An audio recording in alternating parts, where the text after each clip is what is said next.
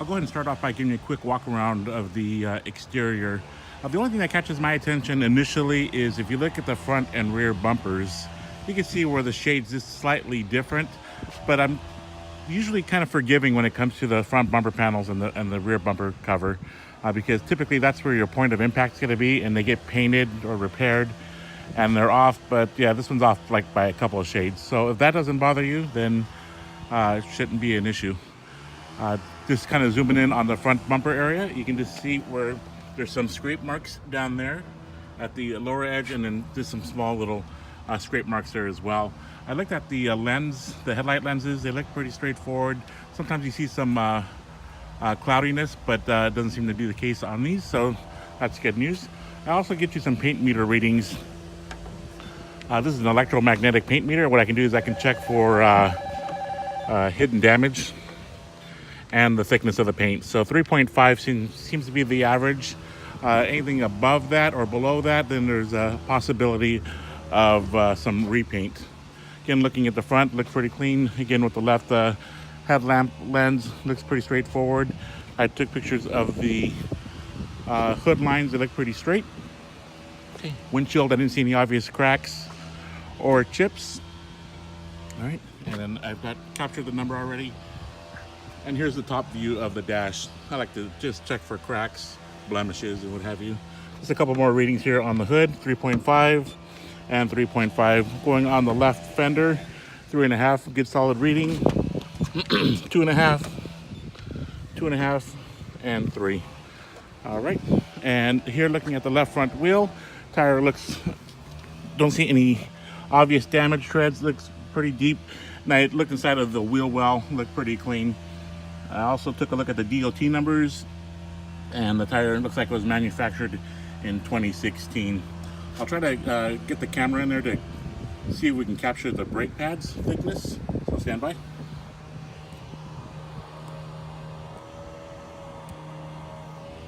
All right, so it looks like there is some meat still on there. I still have to review everything once I get back to my desk, and I'll give you a better idea as far as percentages.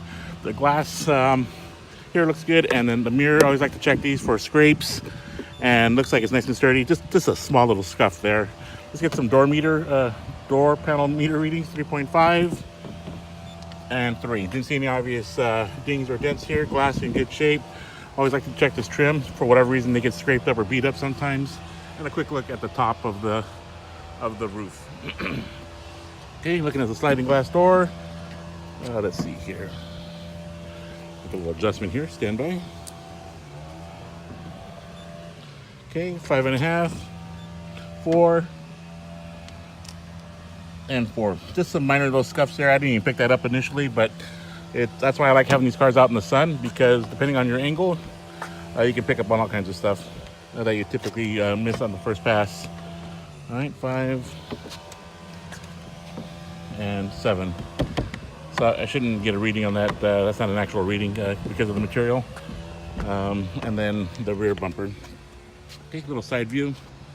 It looks pretty straightforward. Oh, let's get a shot of the rear brakes. These tires are manufactured in 2016 as well. I've already checked that. And hopefully that'll come out a little better where I can tell. Inner wheel well looks pretty clean. And there's some little, you can see a blemish right here where I took a picture of it. There's a little zoom in. And you can see some overspray right here. So, you know, we definitely know that the bumpers have been painted. Here, there's a ding as well, a blemish there, just so that you're aware of it. Okay, another view of the roof. Glass, I always like to check the defroster lines to see if there's any breaks in them, because if so, then the defroster won't work. Sometimes when you get these vehicles, the window tinted, they damage them when they get replaced for whatever reason. Here in the, get some more readings here. 2.5, 3, 3, and 3. I see a little bit, the paint looks a little more of a sparkle here in the back, so there's a good chance that it's been painted back here as well. And I am getting low paint meter readings. Again, it doesn't look obvious. It's something that doesn't jump out at me initially, but if it's something that you look for, you can pick up on it, or you're seeing for yourself on the video, you can draw your own conclusion there if it bothers you or not. Here's a side of the right view, right panels. Get some more readings. 3.5, 3.5, good, and 3. And we've got the tires there. Okay, let's get the sliding door. 3.5, 3, and 3. Okay, moving onward. 3, 3.5 thousandths of an inch. Good. Outside mirror is in good shape. And let's get that fender reading. 3, and 3 again. 3.5. And the shot of the tire. And here's a view of the windshield on this side. I'll be checking the windshield wipers to see how those work, make sure they don't leave any streaks. Dash looks good here from what I can see, and also be looking at it from the inside. Just one final view here of the roof area. People always forget to check up here, but it's one of the first things I like to check, just to make sure that nothing's fallen on it. Nobody's jumped on top and used it as a jumper. Okay, good solid readings. I'm gonna move on. I've had the engine running for a minute or two. Here on cold start, I didn't hear any abnormal noises, nothing deep coming like from the lower part of the engine, or any like abnormal tapping noises coming from the top. The noise that we hear now, this may be amplified because it's going through the microphone, but to me everything sounds normal. I've already taken a look at the belt. Looks like it's in good condition there. I got a close-up of the ribs. Didn't see any cracks. That's always good to know what the condition is. I did notice that the power steering fluid is a little low. It should be up here to the max fill line, and you can see it's well below the low line. So when I'm underneath, I'm gonna take a look, make sure there's no, do the best I can to see if there's any power steering leaks. Because typically I don't see those fluid levels low. Let's see, I've already checked the coolant, nice blue color. Didn't see any signs of cross contamination. Okay. I've already pulled the oil dipstick here. Oil level looked good, and so did the condition. And the transmission fluid, I pulled the dipstick there, and it still has a pinkish color to it. At some point, I think they say it's like a 100,000 mile service or whatever be the case, but visually it still looks okay. I'll still test drive it, make sure it's shifting all right. And the brake fluid level there, still kind of dark. I don't know what, I don't remember offhand what Honda recommends as far as doing a fluid exchange. But I know with the European cars, they're sticklers for every 2 years or so.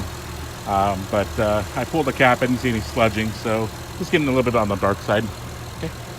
And I checked the stickers here. They look like the stickers match that of the VIN, indicating that the original parts. Same with the hood. And I checked the chipping here, and then I got this number here as well. And then there's one more number there that most people don't know about, but it's right there on the cowl or the frame of the vehicle. All right, I checked the brackets. I looked underneath here. Didn't see any signs of impact damage.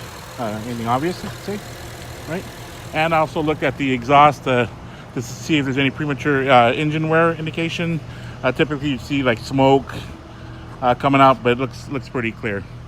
And I checked to make sure that the check engine light went out when I started up the car, so I passed the self-diagnosis. But I'm still going to do a code read myself.